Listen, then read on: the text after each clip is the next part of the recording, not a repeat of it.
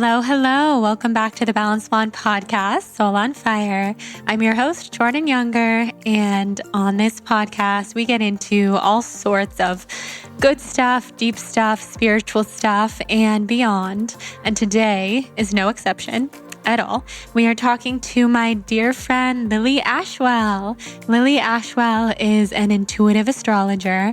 Many of you may know her from her store that used to be on Rose Avenue called Lily Ashwell, which was a clothing store with the most beautiful dresses, which were all designed by Lily.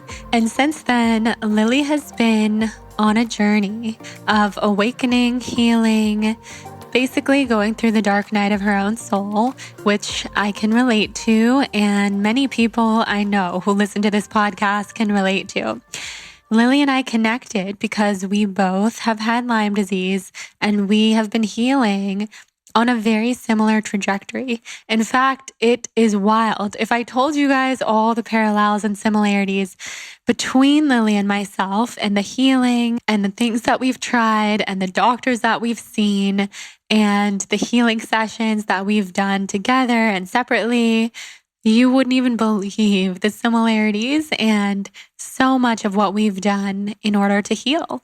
We actually met, as we talk about in this episode, at an angel frequency healing together in late 2019. But it feels like I've known Lily forever, probably because we have many lifetimes together and she's such a sister energy to me. If you've ever seen a picture or a boomerang on Instagram of me and Lily, you know, we just come from the same place. We are soul sisters in every single way, and we vibrate on the same frequency. We have done water fasts together in the same house, which is where we really got close.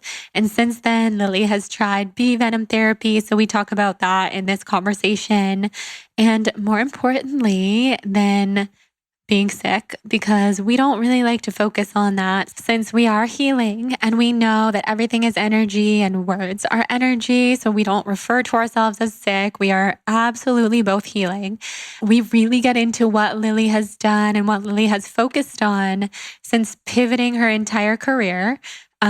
As I said, she had her clothing store in Venice, and then she pivoted into astrology, and she just released her Heavenly Bodies astrology deck, which is a deck and a guidebook that is completely created from Lily's soul home. It is a 51 card deck and 144 page guidebook that's all about astrology. So it's about not only your zodiac signs, your horoscope, your astrological placement, but also what to do during a full moon and a new moon, and helps you connect with your spirit guides and beyond. And what's wild about this, you guys, is Lily has done the artwork and the writing and the channeling, and I could go on. It's beautiful. It's so celestial. It will blow your mind when I see it. It makes me return to my own soul's home, and it shows me so much and has taught me so much about even just my own cosmic identity. Because looking at it, looking at the photos, looking at the artwork that she's made, I'm like, oh yeah, that's my soul's home. We come from the same place. We vibrate on the same frequency. So I know you guys will love it. We are actually offering a giveaway of Lily's astrology deck called Heavenly Bodies, which you can check out on lilyashwell.com. For everyone who rates and reviews this podcast episode, follows Lily Ashwell on Instagram, as well as TBB Podcast on Instagram. And then you can enter by rating and reviewing the podcast on iTunes and emailing me a screenshot to jordan@thebalancedblonde.com.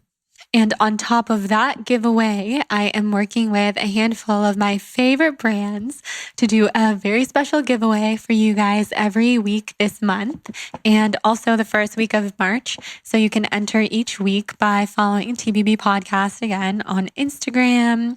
This is a revived page. We're revamping it. We have someone working with the page now, creating graphics. It's so beautiful. So just follow there on Instagram, comment on the top 3 photos on TBB Podcast, and rate and review the show on iTunes, and email me a screenshot to jordan@thebalancedblonde.com.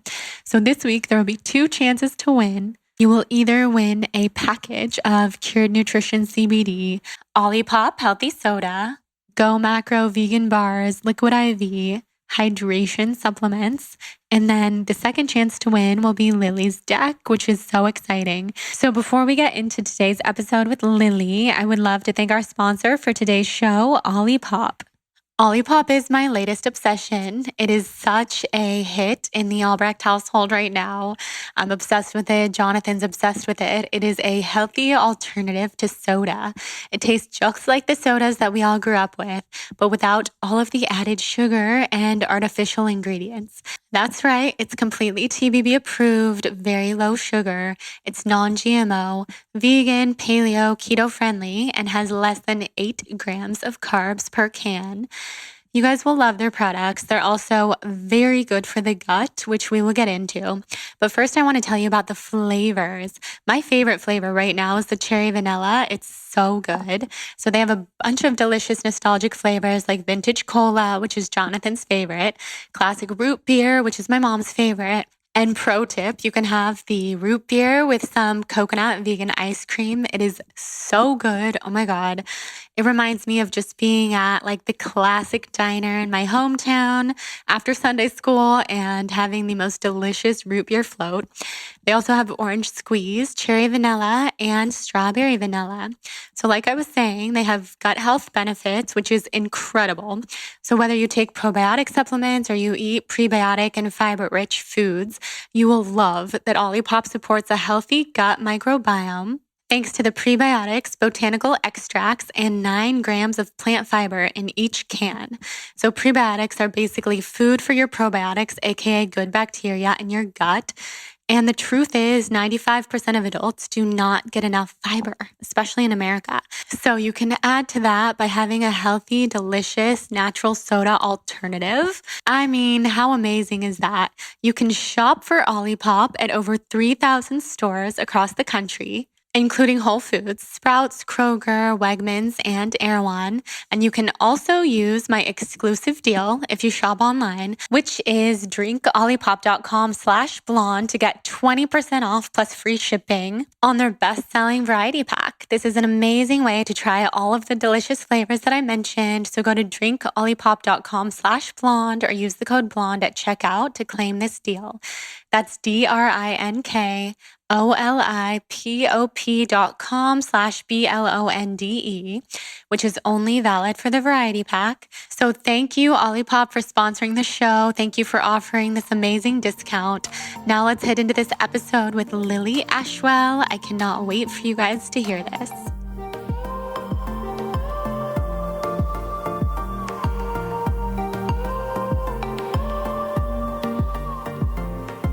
Lily, I'm so happy that you're here. Me too. My healing soul sister.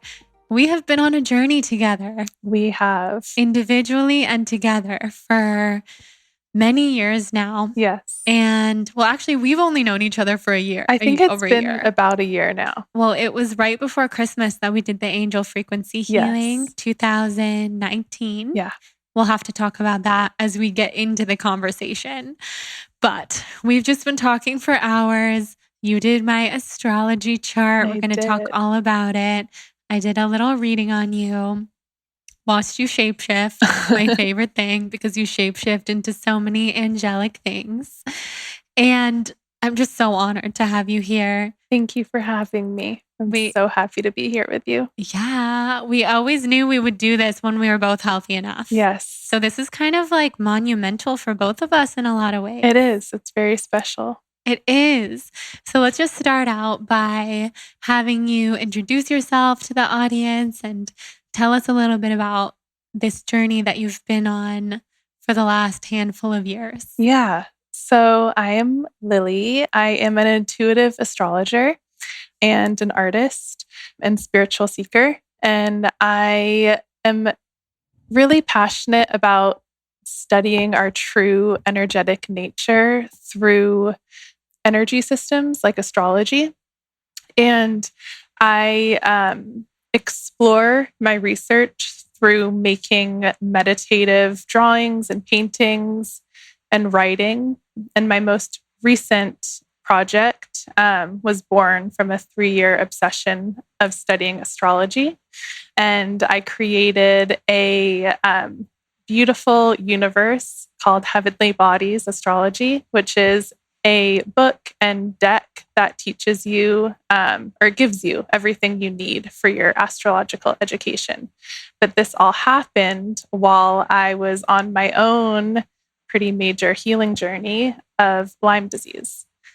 This has been the last 3 years of my life. It has been incredibly challenging, but really the dark night of my soul. Yes, which we will get into for sure. Yeah. The dark night of the soul and the reawakening. And the journey home to myself. Yes. And this Heavenly Bodies deck that you've created is literally a world in and of itself. We have it here with us right now. The colors are so celestial, which you know I love. There's the blues and the lavenders. And what's so unique about this deck that you've created is that you've done everything. Yeah. You have done the art, the writing, the astrological downloads, and like the whole astrology component. Yeah. And I mean, people listening who, you know, I think are very familiar with different decks, angel decks, tarot decks, astrology decks, are probably used to there's like a writer, and then there's an artist, and there's a channeler, and blah, blah. You've done everything. I have done everything. And you've done a lot of this in healing settings that I'm so familiar with. And a lot of people listening, you know, a lot of people listening to this podcast have had chronic illness, and a lot of them haven't, thankfully. Many of the women and men out there, they've had Lyme too. And so they know, like, the doctor's offices, the healing facilities, the endless time that you and I have both spent just healing. And I've always looked at you and I've seen you working on this very elaborate, deep project. You know, when I'm laying there in bed watching Real Housewives of Orange County, for example, on our water fast, and you're completing this epic thing that we're holding in our hands now. So I just have to commend you for that. It's huge. Thank you. Yeah, it feels like, you know, I knew while I was working on it through my darkest times with Lyme that this was kind of giving meaning to the experience that I was having, and that my physical healing was kind of going to be on the same trajectory as like the completion of this project. Like, I always had this knowing that part of why I was unwell and part of why I needed to sort of retreat from the world for a period of time was to channel and focus and create this body of work, which helped me understand the kind of energetic journey that I was on with my Lyme disease. And it helped me kind of grasp the transformation that I was going through. And then to have like this physical body of work, like waiting for me at the end of the tunnel to sort of like tie it all together has been really beautiful. Yeah, it's huge. Yeah. It's huge. And you always knew that it would mirror your healing. Yes. You always said that. Yeah. And what was beautiful about that is that you were never in a rush, you know, from my perspective. And I have had to learn how to not rush through life. And you were always, you know, you knew that this was going to come to fruition and you were going to heal. And then you would kind of simultaneously reemerge into things that you hadn't done for so long, like social media. Yes. And that's cool. Yeah. I want to take people through like the journey that you went on with your business as well, because you had a clothing store. I did. Super popular here in LA. I used to shop there before we knew each other. Yeah. So crazy. And you walked away from that I to did. do what you do now. So talk about that.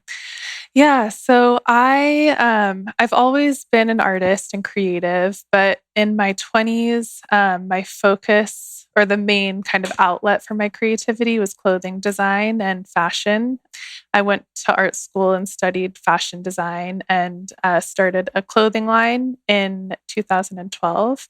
And we made really beautiful things that I felt really proud of, and I still feel proud of. But the actual process of creating the collections was kind of far removed from my hands-on artistry because you have to rely on different people to sort of produce these collections. So it's not me actually sitting and sewing the clothes. So I did feel kind of like creatively a little disconnected from that business. And then, which brought me to opening a store in 2015, because I thought that maybe having a physical place to sort of like create my own vision and create a universe within would kind of give me that more like tactile connection to my creativity, and it did. And I felt really connected to that shop, and it was really special to sort of walk into this space that really captured my aesthetic and my soul in some ways. But it was a big responsibility, and it takes a village to bring something like that to life. And so I found myself managing employees and needing to meet like monthly sales goals because we had an overhead that had to be considered. And so I was pretty stressed, and most of my time was spent kind of running the business side of things. So creatively, once again, I was feeling kind of drained and disconnected from like my true talent, which is really bringing the visions that I see internally to life. So this was in 2017 and 2018 when I really started to feel disconnected from that business. And at the same time, I was in a relationship that I knew wasn't going to be working for too much longer.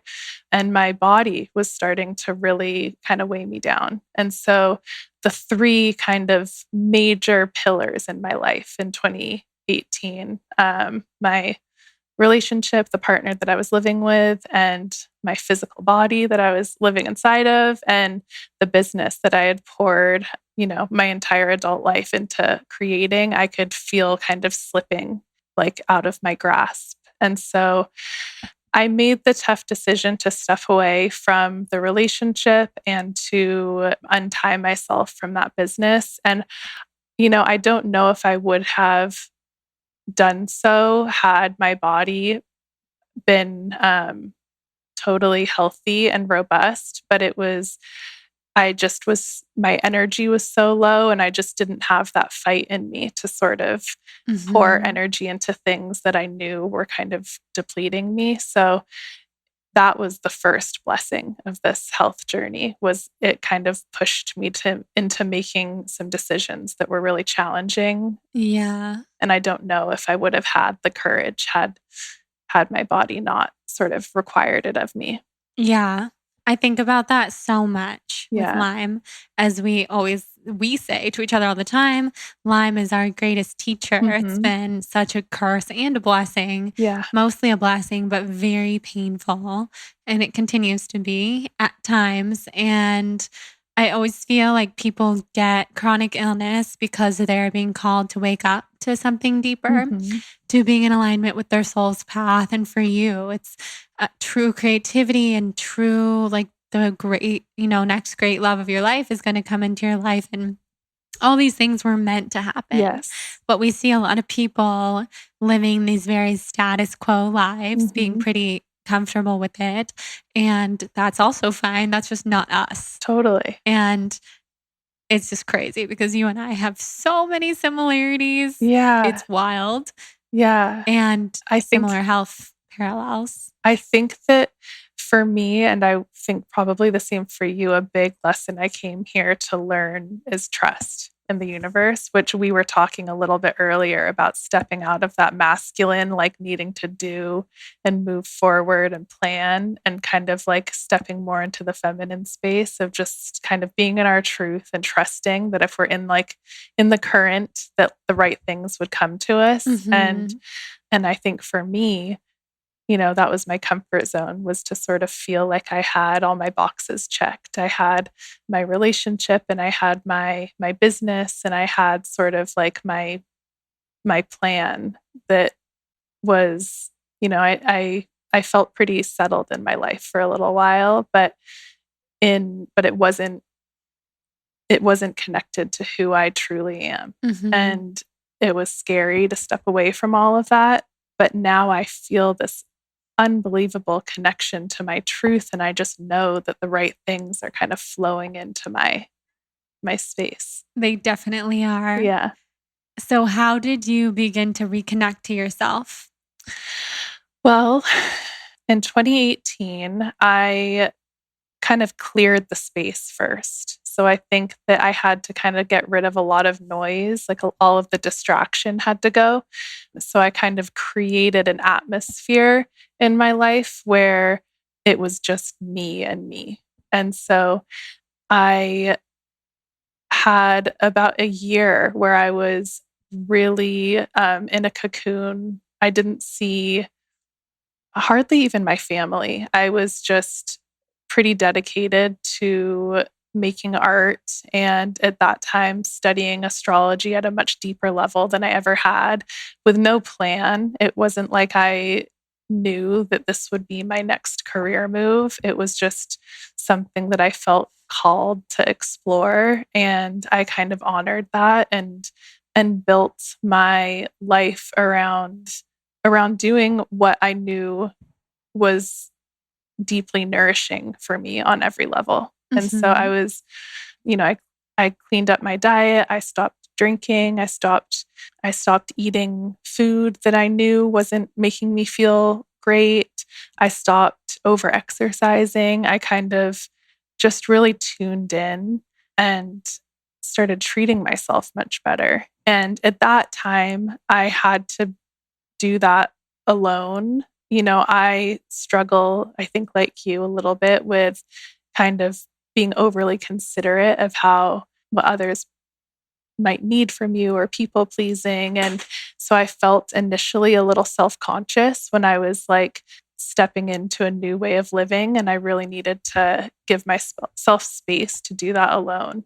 And so this Heavenly Bodies project, gave me kind of structure and focus, and little by little it kind of showed me what I was capable of. It was like making this thing that is so beautiful, that was so kind of intuitive and from my soul. It's like shown me that like I'm enough, and I have beauty to share if I just kind of like let myself be me.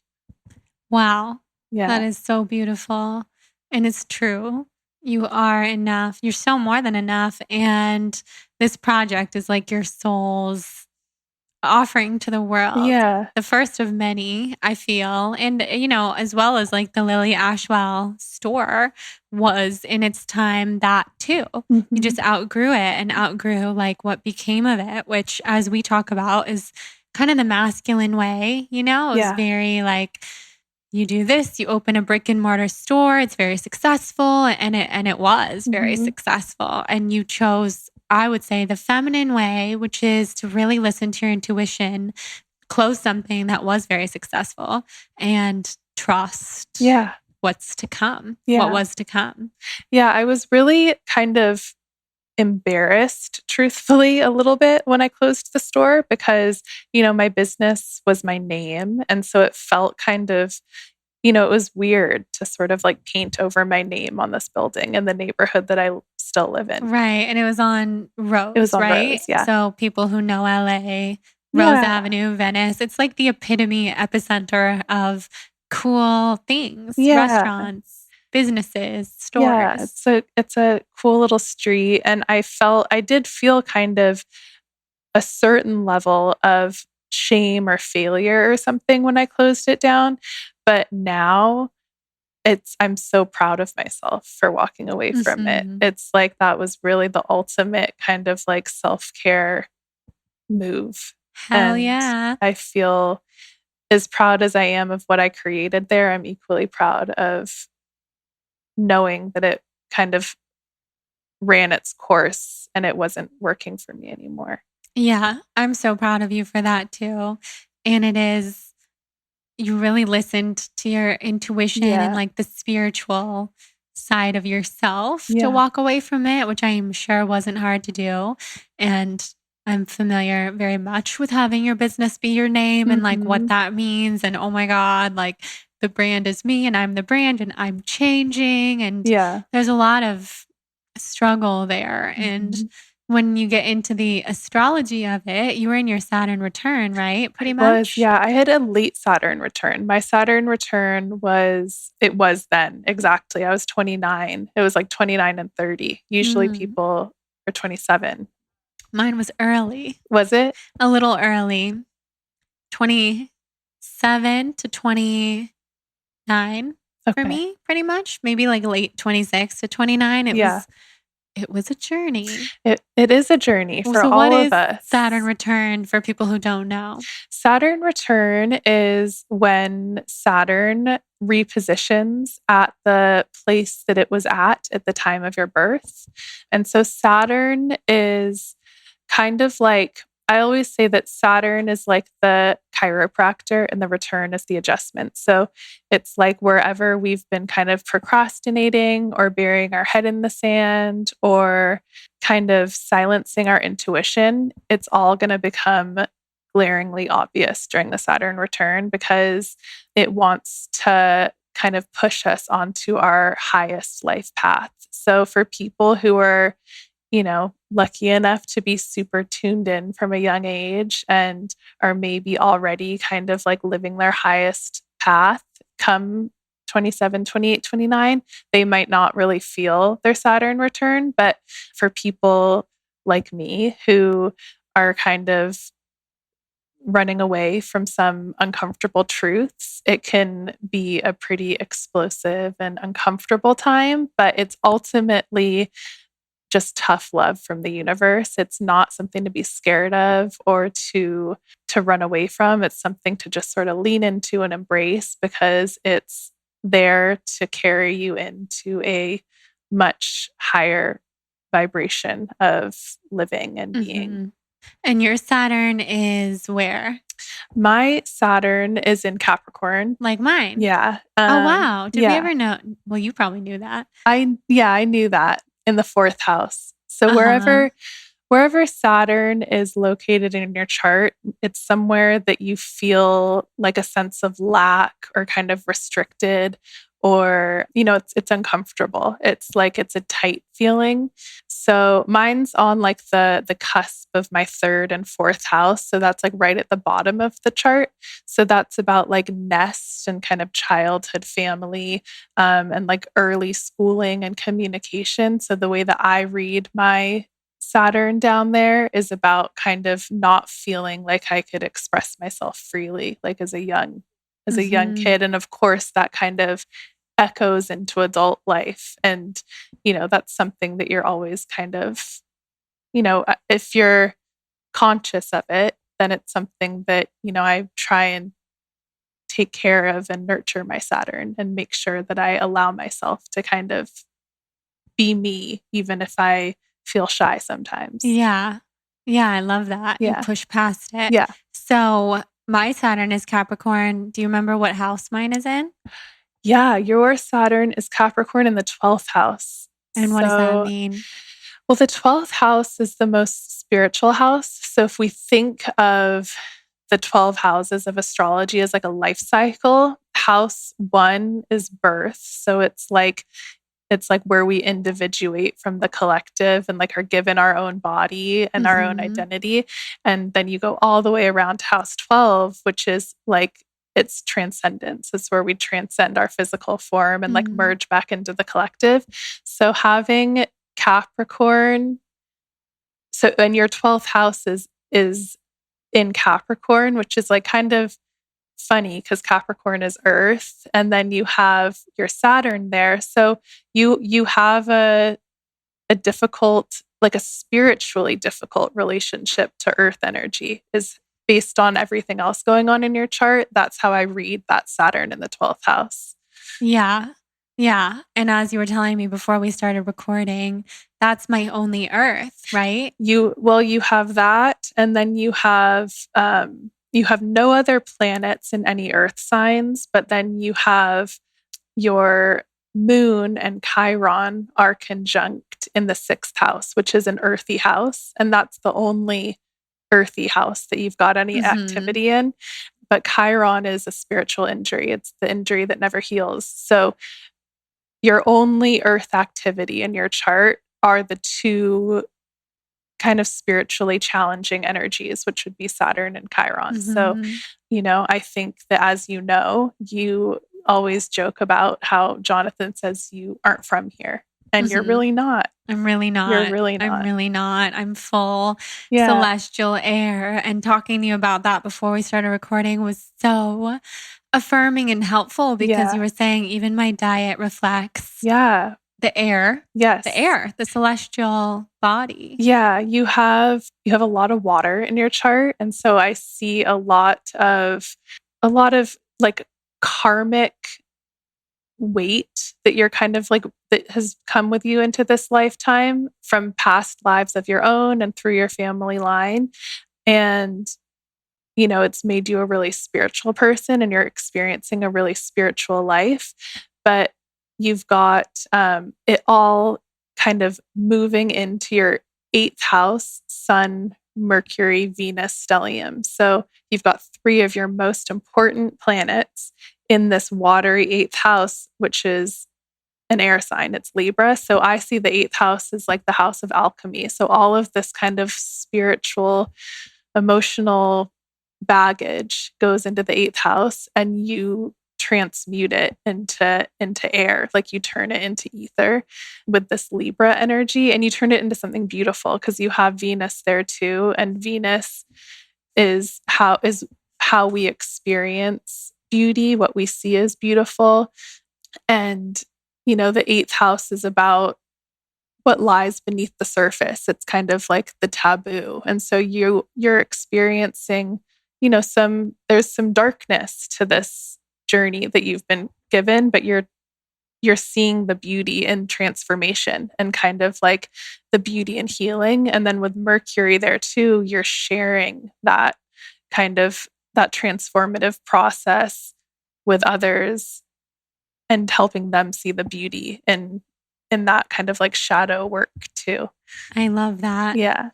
That feels so spot on. And you're so gifted at reading astrology. I mean, I just love your approach to it. And it's like very clear to me that that's your language. You speak that language. It feels more fluent to me than like English. I know. I can tell. I mean, just like I know you so well. Yeah. And also when I look, for everyone listening, when I look at Lily's face and I see her shapeshift as one of my gifts, what I'm able to see, I see astrology in your face. I see the moon, I see Mars, I see stars, I see whatever you're really like talking about in that moment. And it's so clear that this is your path. Yeah. It's so cool. Yeah. All right, guys, let's talk about this incredible brand that I am loving right now called Euphorics. Euphorics is the first non-alcoholic drink for grown-ups who care about all of the amazing little things like brain function, hormone harmony, amazing sex, and de-stressing after a crazy day. They're stacked with so much good stuff. They're completely TBB approved, of course. Think adaptogenic herbs and mushrooms that help to curb stress in the moment and over time, as well as nootropics that support cognitive function like clarity, memory, and creativity. This brand is built by women for women, and what I love about them is that they're on a mission to reimagine the social ritual of drinking without wagering on people's health and well-being, which I love because I haven't had alcohol in 2.5 years. And even before that, I really wasn't a drinker. Ever since I turned 21, I wasn't into alcohol, but I wasn't always comfortable not drinking because it was such a part of the ritual of going out and celebrating and being with people. So whether you tried out Dry January and you enjoyed it, or maybe you're sober like me, or maybe you just like to explore drinking less often to support your health, I think you will love how fun these drinks are. And they also are mood defining for every occasion. It's like the Spotify of beverages, which is so cool. So there's the High Road, the Kin Spritz, and the Dream Light. The High Road is something that I reach for after a long day. It's perfect for social hour. It helps you relax and just kind of helps your mind feel more at ease. The Kin Spritz is very fun. I like to reach for that one around 4 p.m. to beat that afternoon slump that sometimes comes on. And then the Dream Light helps me sleep. It tastes amazing, melts away stress, and is full of the good stuff. We have worked out a special deal for the Balanced Blonde podcast listeners. Receive 15% off plus free shipping on your order. Go to kineuphorics.com/blonde or use the code blonde at checkout to claim this deal.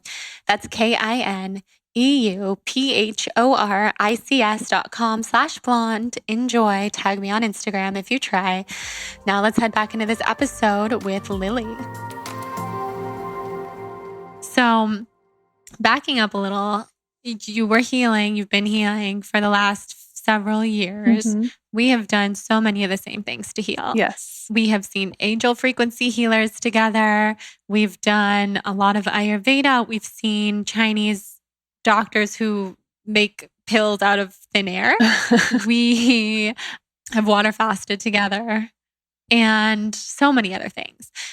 We've had many of the same doctors. We still have the same doctor. So what would you say of all the things you've done to work on Lyme? What has helped you the most?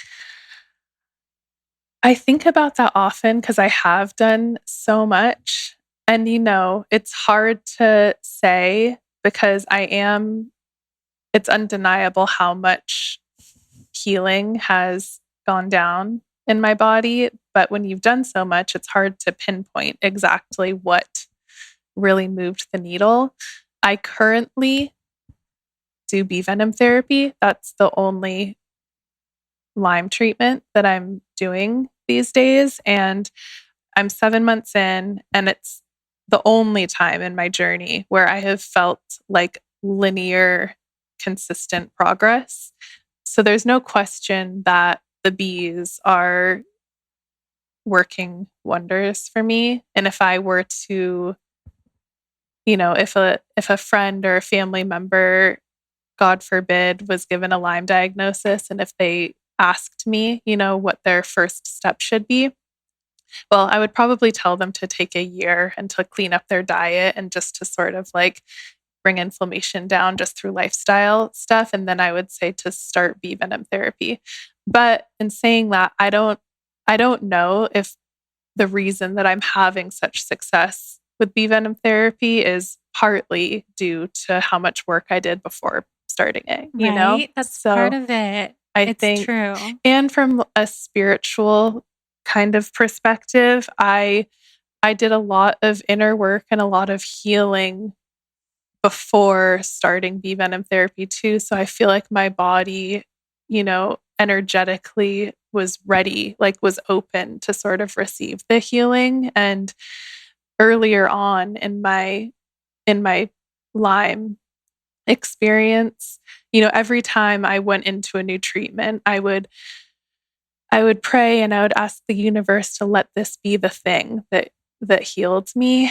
And it never was. But it was like a grabbing, sort of like almost desperate, like request, because I was desperate to feel better. But then, when I finally made the decision to start Bee Venom therapy, and I now realize that the person I was on so many occasions when I prayed and asked for that healing. I wasn't ready to be well yet. Lyme was still teaching me and it was still shaping me. And I became so many like layers were still like shedding off. And, you know, I had jaw cavitation surgery like you. I had that procedure done in June 2019. Super painful, really a tough thing to go through. And I did a lot of journaling at that time. I was at a clinic in Switzerland where I did that. And my journal pages are just like begging, pleading for this to be the thing that clears my body of any disease. And for me, it wasn't a game changer. You know, I don't know if in the long run it probably helped, but when I think of the person who was there in June 2019, I still had an emotional journey to go on. And Lyme kind of forced me on that path. And so in some ways, I'm glad that my healing didn't start until, you know, the last 6 or 7 months, really. Right. Well, I think you were healing the whole time. Of course. Yeah, slowly. Healing slowly the whole time. But I, up until the Bee Venom, I always had the head, like the mindset that I was going to start a treatment or start a protocol, and that it was going to be like a light switch healing moment, and that it would be like, you know, it would all of a sudden I would be well. Right. And that never happened. And with the bees, I wouldn't say it's been a light switch moment, but it's been baby steps like every week where I feel like profoundly better. Wow. And you were so intuitively called to the bees. I was very called to the bees for a long time. And everything I've seen you do that you've been intuitively called to, from the bean protocol to the bee venom therapy, and even when we fasted together, like, has healed on different levels, I would say. Yeah. And yes, you answer that question so beautifully, because there is no miracle healing pill. I wish there was. It's like a lifestyle, and then it's just like, what does Lyme have left to teach you? Yeah. It's relentless. I mean, it's very Saturnian, like back to Saturn. It's like, it is that kind of an energy where it's like so uncomfortable and so tough and scary, but like, it's also been kind of blessing after blessing. Right. So, bee venom therapy. I've never had someone on the podcast to talk about it yet. Just tell us a little bit of like, how does it work? Okay. So I learned through the Heal Hive, and I think that it's a wonderful program, and I would recommend anyone interested in bee venom therapy looking to them as a resource. But what it is you have a little hive. I don't actually keep bees myself. I have a beekeeper in Topanga that I pick bees up from every couple of weeks. And then I have like a little indoor hive that I keep them in. And 3 days a week, Monday, Wednesday, Friday, I sting myself along my spine. I take these long tweezers and I pick them up that way. And then I look in the mirror and I place them along my spine, and you do 10 stings per session. So it's 30 stings a week, but you slowly work up to that level of stinging. So you start with just 1 sting, and it took me about 6 months to get to 10 stings. That was one of my favorite parts of this treatment, truthfully, is you can really control the level of detox that you experience, because if you find yourself feeling like unbelievably fatigued, or like if you get a major flare up after a sting session, you know that you can just go down a sting. So you can kind of monitor it in a way that is harder with other treatments. And yeah, I mean, that's really all you do. But I think it's important that people understand histamines and inflammation before going into a protocol like this, because those are the things that are going to make it uncomfortable or potentially dangerous because you need to make sure that your histamine bucket is low. And most normal people don't even know what that is. Right. We So have both had we know. major mast cell activation syndrome. Yes. What up? So, The worst. It's important to eat a low histamine diet and to pay attention to your inflammation and to kind of keep things as low and cool as possible. Do you eat low histamine? I do, not as rigidly as I did when I began Bee Venom. I still don't do nightshades. I still don't do tomatoes. I'm aware of histamines. Like I'm careful with leftovers, and I kind of know, I wouldn't eat like a ton of avocado at once, but what about bananas? I eat bananas sometimes. I live off of bananas. Yeah, I mean, they're delicious. I know. I'm not good with eating low histamine, but it's for Bee Venom, you just have to a little bit because it's, the thing that people are always scared of is, of course, anaphylactic. And that is so you carry an EpiPen with you? I carry an EpiPen. And when you sting yourself, you keep a fully charged phone with you. So if God forbid anything scary happened, you're ready to call for help. And then I keep an EpiPen and liquid Benadryl with me. I've never had even the slightest bit of a scary feeling, but it's just nice to have those measures in place. Absolutely. I'm so inspired by your Bee Venom therapy journey. Yeah. And I was like pulled to it and then didn't do it for certain reasons. Doesn't mean I never will. Yeah. But when you're talking about this, it reminds me when Jonathan and I were on our honeymoon in Sumba Island off the coast of Bali, as remote as it gets. I had all these like vegan requests and stuff, and they were making me all these special meals. And I had a smoothie bowl one morning with bee pollen all over it. My request. I usually eat bee pollen here and I'm fine. I had a huge reaction and my throat closed up. Oh. And there's no hospitals on this island. Like, it was terrifying.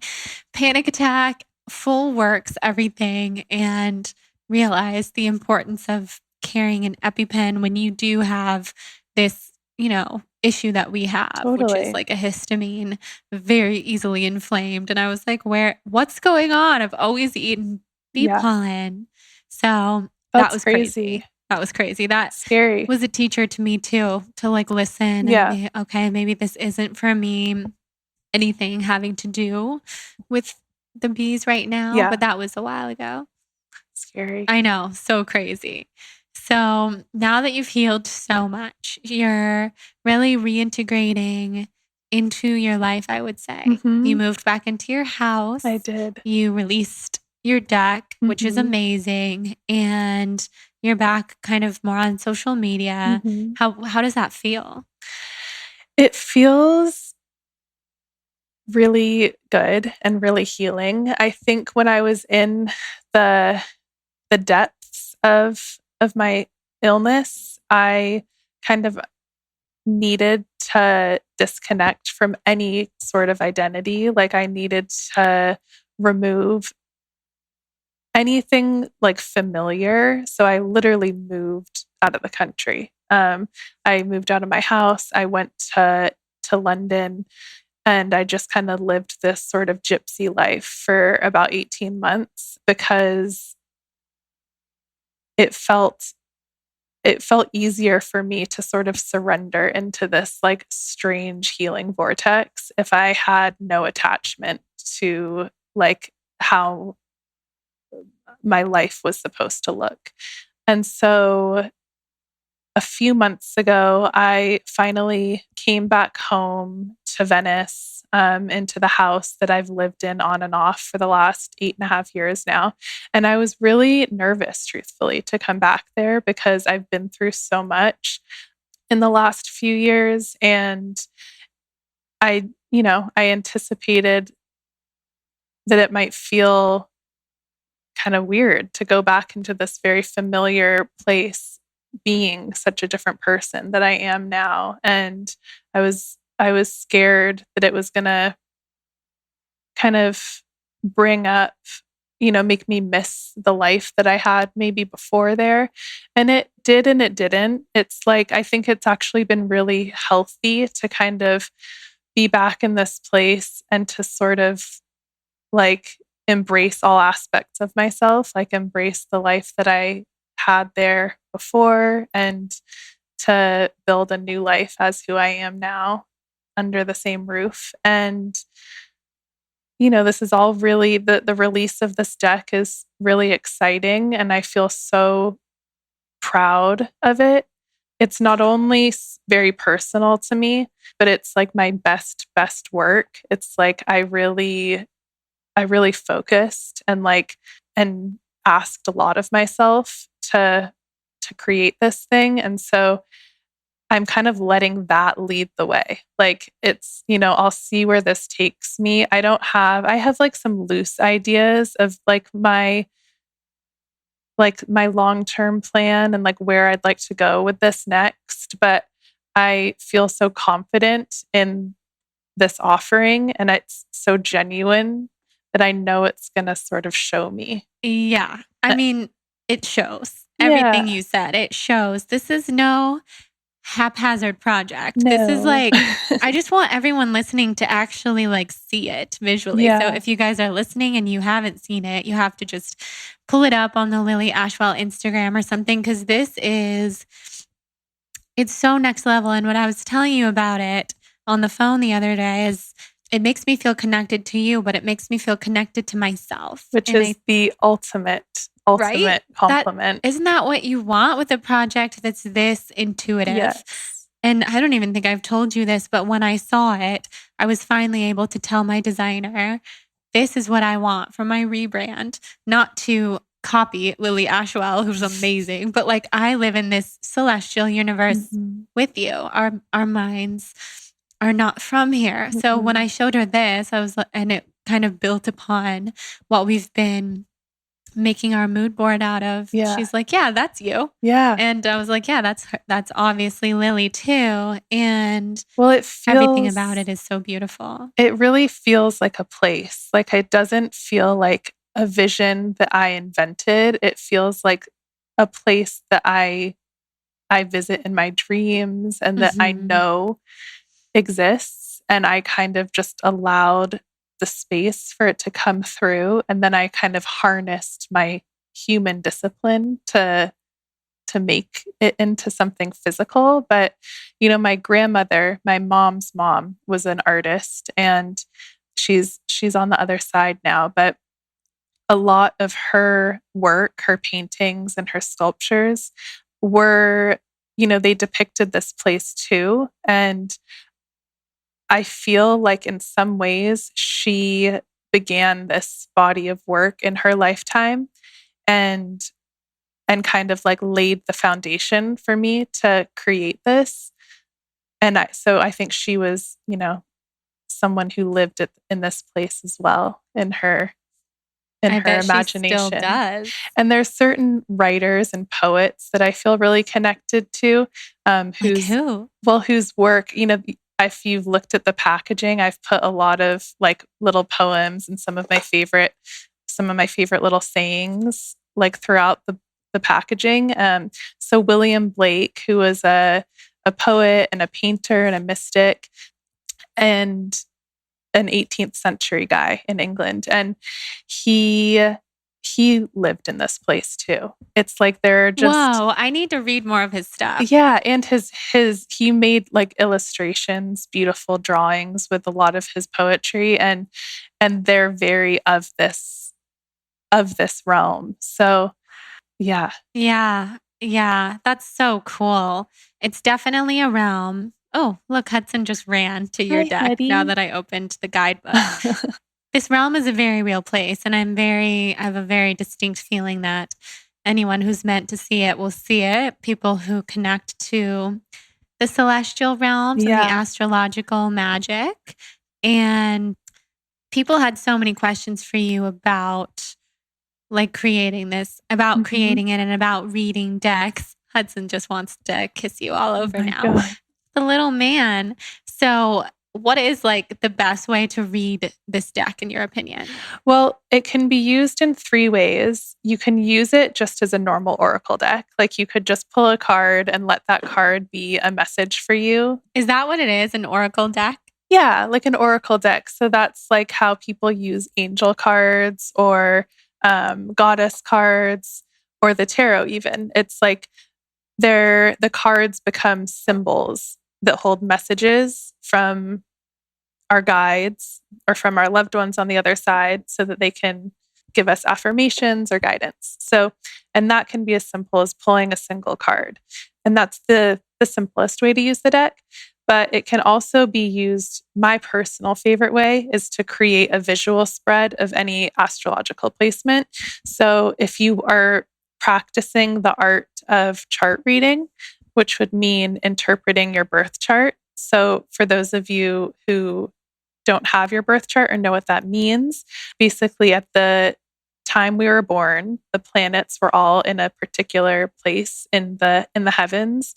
And so you can type in your birth date, time, and location on my website or any like astrology site and get. But yours is the prettiest. Mine's the prettiest. By far. And get a map created of the sky at the time you were born. And then we can use astrology to interpret what that map means. And it can be pretty complicated. It's like a lifetime's work to read astrology, but it's beautiful work and it's inspiring. And this deck can be used to help you on that journey. So, you know, when I read charts, I oftentimes will choose the placements that I want to focus on in a chart, and I'll create spreads using heavenly bodies of those placements as kind of like my anchors to keep me kind of on track while I'm telling the story of who you are as reflected in your chart. And it's, you know, and they're inspiring images to look at too. Yeah, they're so beautiful. And then you can also just read the book like as an astrology book because it's laid out in a way that kind of delivers the information of how astrology works from start to finish. And the cards can be used as study tools, almost like flashcards, because there's a card for every little piece that goes into a chart. And so as you familiarize yourself with the cards, you are learning astrology. I'm so excited about this, like in so many ways. And something I love about the way that you have become an astrologer is that you've done it very intuitively. Like you've pretty much taught yourself. But do you have a teacher, like a few that you look to? I, like you, am actually pretty like floaty and nonlinear. So I kind of struggle like with classes or like sticking to something for too long. And it doesn't mean I'm not interested, and it doesn't mean I'm not hardworking, because I am. But my focus is kind of a little different. It's different. And like I'm inspired really easily. So it's like, you know, I get distracted by, you know, I go off on tangents because I feel, you know, I'm just a little different. And so I've never done well in like a traditional classroom setting. I've tried taking different astrology courses over the years. And I would say that this project is like a culmination of a lot of different classes and books and teachings that I've kind of like half completed. I laughed in your intro, by the way, when you called yourself an astrology school dropout. I was like, that's me with everything. Yeah. Because yes, like I really do want to get the message across that there is no course or training that makes you, I mean, yes, okay. Yes, you can become qualified in something. Yeah. But if you have the gift, you have the gift. And I guess what I'm trying to say here is there are people who are qualified in something that I wouldn't trust whatsoever with my energy. And there are people who are not qualified in quote unquote anything that I would be like, yes, take me on a journey. So I love the way you've done it very intuitively. Well, it really is like astrology, I think, can be intimidating for some people because it it's got all these symbols and it looks like completely otherworldly and foreign, which it is. But what it really is a language, just like any language. And, you can learn the basics, which Heavenly Bodies gives you. And then in terms of stringing it together and turning it into a reading, that's just an art form, like anything. So it's I would say that the technicality of it is 30-40%. And then the rest is just intuition, because we are all made of stardust. I knew you were going to say that. I was hoping you were going to. That's why I called it Heavenly Bodies, because it's of course, the planets and the stars are heavenly bodies, but our bodies, our human bodies, are heavenly as well. And that's my favorite thing about astrology and reading a birth chart is it's proof that we are of the heavens. Yes, we are. And so I think that we can all become intuitive astrologers because we know it in our bones, because it's what we're made of, really. I agree. I want to ask you some of the questions people sent in for you. Yeah. And that's why I just checked my phone. And then I also want to ask you, I also want to pull a card while we're sitting here. Okay. But Sea of Jess says, I feel very intuitive when reading cards. How can I tell if it's one of my gifts or not? I would say just trust it. It's I think that, intuition it's not something that you need to reach for. You don't need confirmation from anything outside of yourself, and just get still and quiet. And if you know something deep in your soul, then it's the truth. I would totally agree. I would say just don't even second guess yourself. Yeah. If you feel intuitive with something, it's because you are, Exactly. Which is so special. It's simpler than we think it is. Yeah, it is simpler than we think it is. So the next question is from Sarah Burke. She says, when reading tarot, do you ever even read the descriptions anymore, or do you just go with the feelings? I go with the feeling. It's it kind of goes back to what I was saying with astrology, that it's a language. It's if you know kind of the broad brush strokes of what these cards mean, then, you can just use your intuition to thread them together. Totally. Okay, let's talk about my favorite vegan protein bar, which is Go Macro. They are so good, you guys. I have been obsessed with Go Macro for as long as I can remember. They are certified organic, vegan, kosher, non-GMO, clean, raw, and soy-free. And I also love that they are a small mother-daughter owned business that is based in a rural community. Their mission is to spread awareness for a balanced plant-based lifestyle. They're dedicated to their farmers, sustainable sourcing, and making a positive impact on the planet. They're available in 15 mouthwatering flavors. My personal favorite being the oatmeal chocolate chip, and they have 3 delicious nut-free flavors, including my favorite, and then the maple sea salt and the sunflower butter and chocolate. And they also have 7 certified FODMAP-friendly flavors so that everyone can enjoy a delicious snack. Get your hands on some of Go Macro's delicious macro bar flavors today by going to gomacro.com and using the promo code BLONDE, BLONDE, for 30% off plus free shipping on all orders over $50. Enjoy, and now let's head back into this episode with Lily. Let's see here. Oh, this is fun because this is a really specific question. Anna Be Well says, struggling with my South Node in Pisces and being a projector, how to flow and still plan. How to flow and still plan.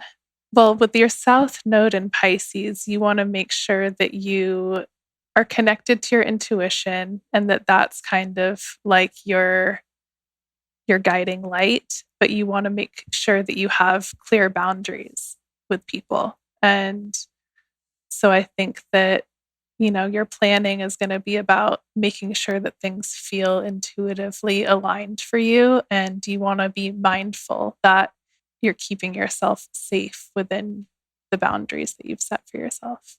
Love that. Sophie Aaron says, what does it mean if you relate way more to your moon sign than your sun sign? Well, we talked about that a little bit earlier. I think that's incredibly natural and human to relate more to your moon than your sun, because the purpose of this life is to learn how to express our sun more fully, you know?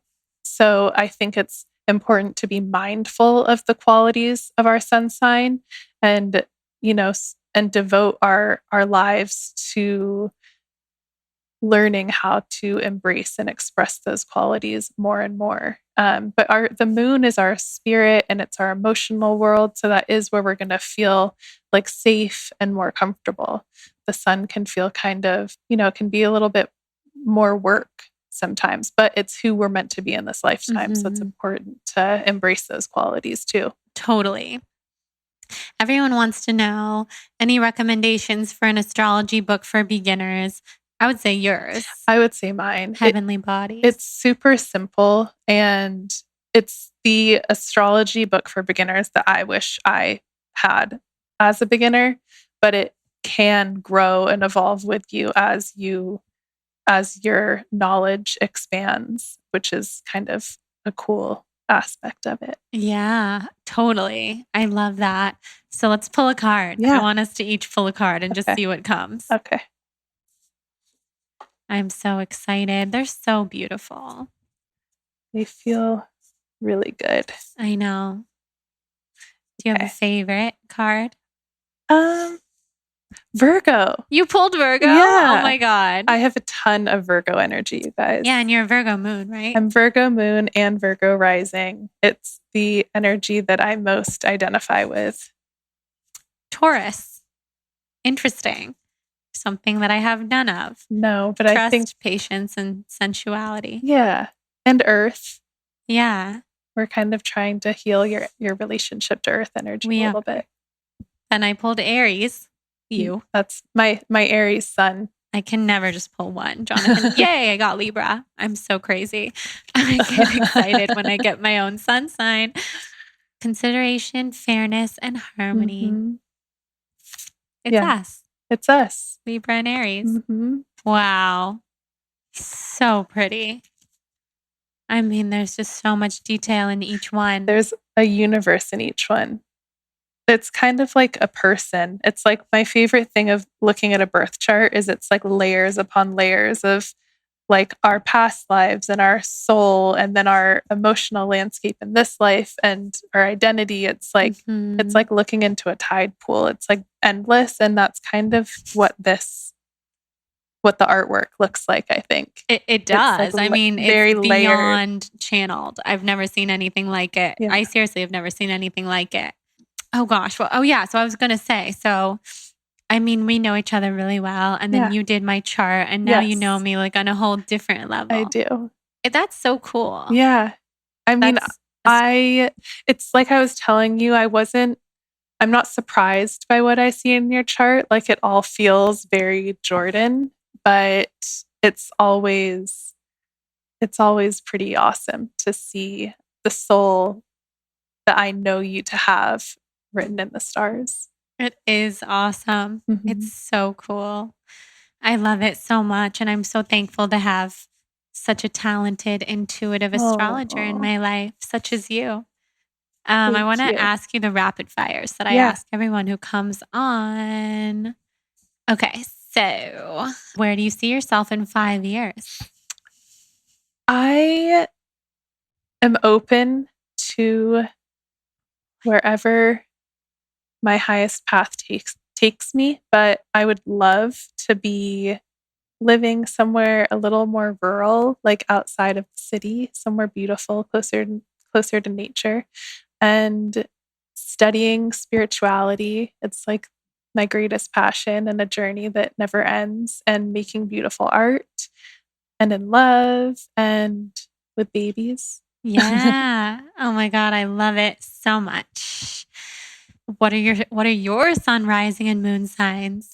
I am an Aries sun, but it's in the 8th house. So what I was kind of explaining to Jordan earlier is I have those Aries qualities of being independent and kind of pioneering and brave, but it's in the realm of spirituality and transformation because that's what the 8th house is about.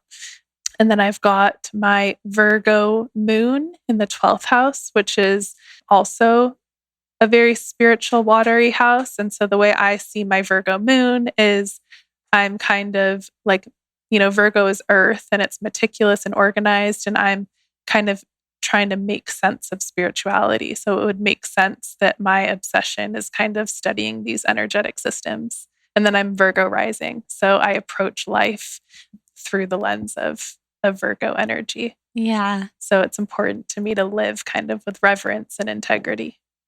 I know. I was telling you earlier, when I think of you in my head, I think Virgo. Mm-hmm. And it's really interesting because my friend Krista, who's a Pisces Capricorn moon, I always think of her as a Capricorn. And it's just, it's not something I control. This is just my subconscious. Yeah.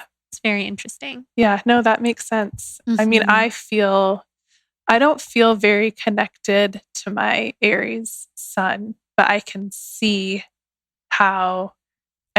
like what it's asking of me. And so it's like, it's important to me to kind of do my own thing and to be very, to follow my gut instinct, in the realm of spirituality and my transformation. So big.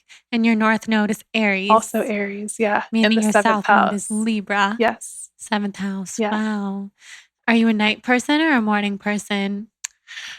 It kind of changes, but I really want to be a morning person, and I am sometimes, but I think generally I'm a night person. Yeah. Me too. Yeah. To a T. Yeah. Favorite crystal? Rose quartz. Coffee or tea? I love coffee so much. It doesn't always agree with me, but I'm going to say coffee. It's the best. Who is your inspiration? Who's my inspiration?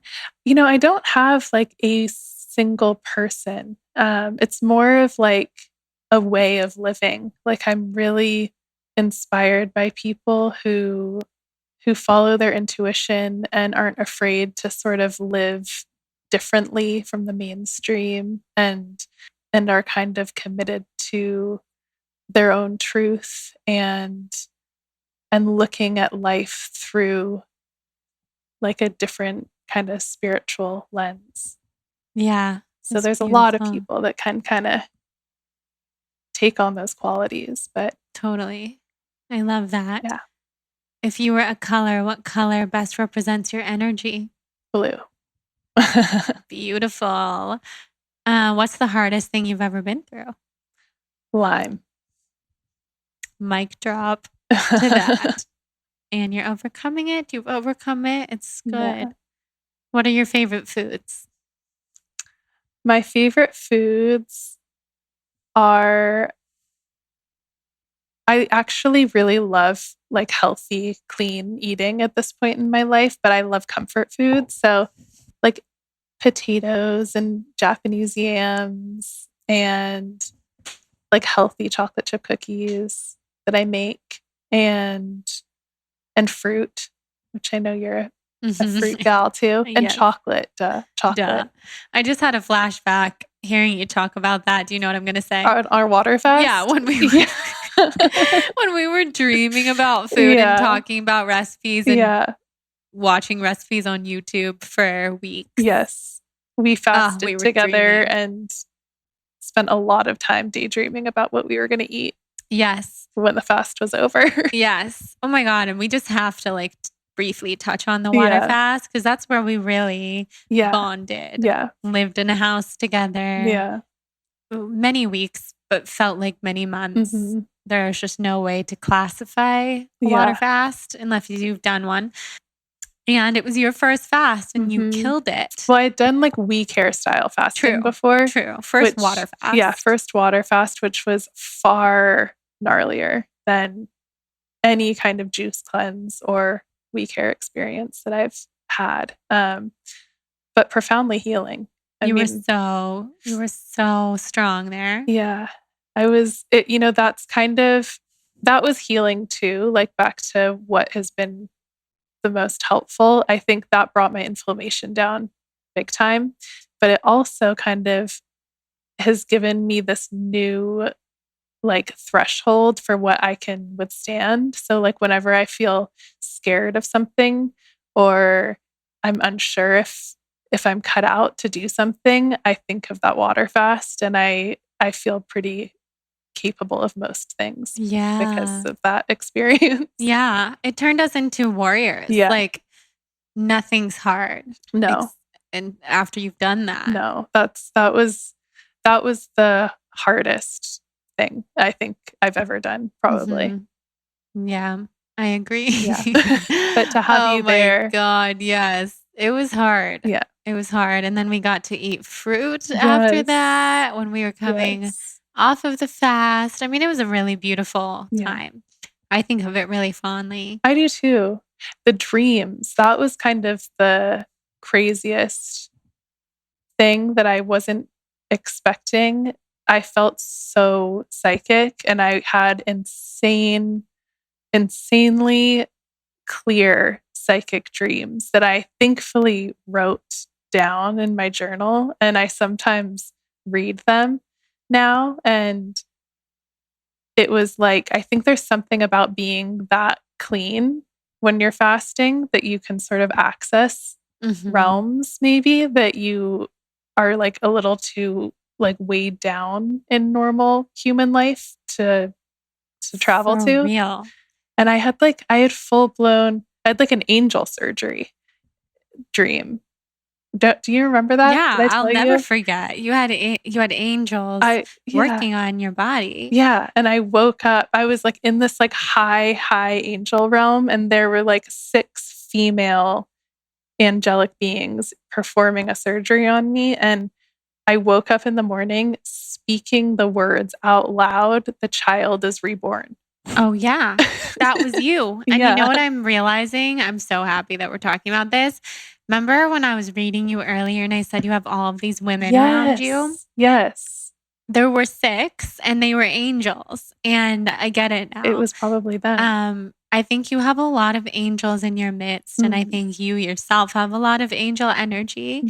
So it doesn't surprise me at all that you're connected to those realms. And this whole deck is very angelic.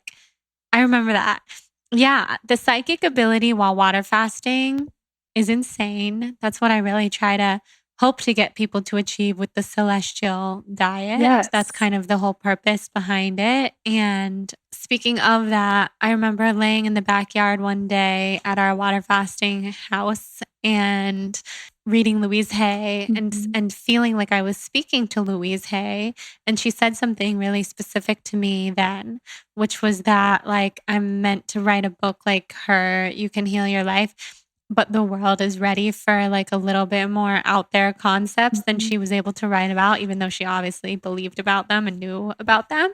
And yesterday, my medium, Nikki, spoke to Louise Hay. You know, I was in a session with her and she literally said that. Wow. She goes, this is what Louise Hay just said, that you know, are going to be able to talk about these topics that she wasn't able to, but she'll help you from the other realm. And I was like, totally. The water fasting channeling comes full circle. Totally. It was that's one of the greatest gifts in fasting.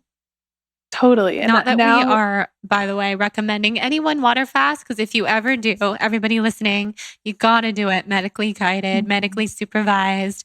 Lily and I are not telling anyone to try this at home. No. And we had been healing for years. We'd been healing for years. Got our bodies ready to do that. Yeah. And we were living with a doctor. Yeah, we were living with a doctor. We called him at all hours of the night. Yeah.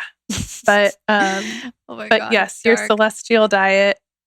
Well, kind of back to your chart. It's when I was looking at Jordan's chart, she has no earth in her chart and she has all of this like spiritual watery energy. Like I was saying, that she kind of turns into air. And I see the way that she's kind of healing is through like transcending this kind of like earthly experience, like while still being here.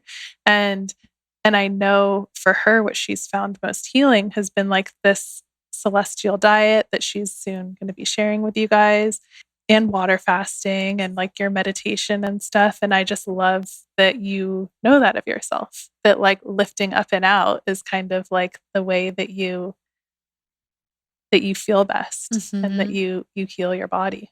Absolutely. It's like a lightness of being that I crave all the time. And I love it. I love it. And I know there's so many people who agree with that philosophy. I mean, many who don't, and there's many who do. And I think just like your deck and this beautiful work and now the direction that your life is going was one of the greater purposes for you, reawakening and being reborn.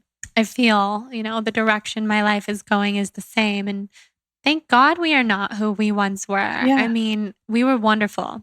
We did cool things, but we are so much more aligned now. Yeah, this is who we are. And it's not easy. As we talked about before we recorded, like death of the old self is really hard, and old friendships and things where it's an can't identity relate anymore. Yeah. It's so hard.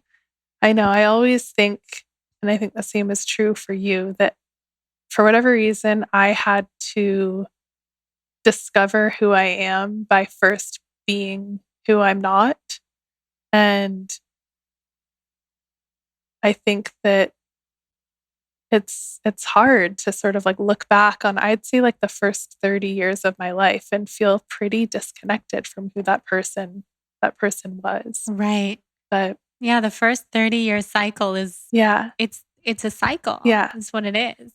And it's amazing. I'm so drawn to people who evolve and who commit to evolving and who are able to kind of shed those layers, which is why I'm so drawn to you. And you've done that. And you're such a beacon of light to people who are going through it. And keep doing it, Right. Like I'm so excited to see where we're at in the next 30 years from now. Me too. Big things are coming. Yeah. I think that all the time. I think like I feel so kind of like lost right now. Not even really lost. I feel really blessed for so much in my life, but certain questions I have. Yeah. And it's like my future self speaks to me and is like, it's all good. Totally. It's really good. And then I'm like, oh yeah, okay. It's all working out. It's all working out. It is amazing. So where can everyone find you and all that good stuff? Yeah. So you can find the deck at lilyashwell.com, my website. And you can also get your own birth chart there if you choose to use the deck to deepen your understanding of your chart. And you can find me on Instagram at Lily Ashwell, and I share how to use the Heavenly Bodies deck throughout the month to become your own astrologer and decode the different planetary shifts that are happening. Yes, you do. And is there anything left to say about the deck that we didn't touch on yet? I don't think so. Just that it, as connected as I feel to it, I know that everyone whose path it crosses will discover that same kind of intimate experience with it. Yeah, and I agree. It's as much yours as it is mine. Beautiful. Wow. Yay. Thank you so much for coming on. Thank you so much. Cheers to our continued healing. Cheers. And to this amazing, amazing body of work. Thank you so much. Heavenly body of work. Heavenly bodies. Yay. All right, guys. Thank you so much for listening to this episode with the beautiful Lily Ashwell.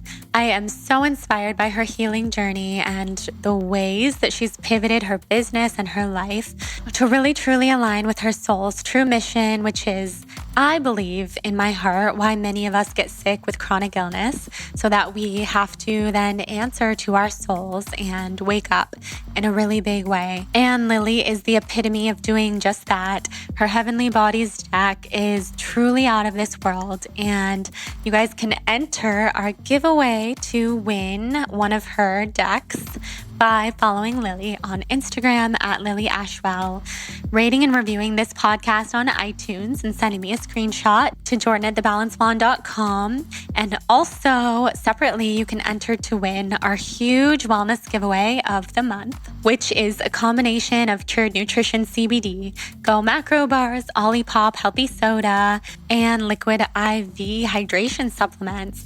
And you can do that by rating and reviewing the podcast on iTunes and following the TBB Podcast Instagram, commenting on the top 3 posts over there on TBB Podcast. I am so excited to choose the winners for this weekly. It's going to be really, really fun. So I hope everyone's having an amazing week. Thank you again to our sponsors from today's episode, Olipop, Euphorics, and Go Macro. You guys can check out the show notes for all of the discount codes and amazingness there.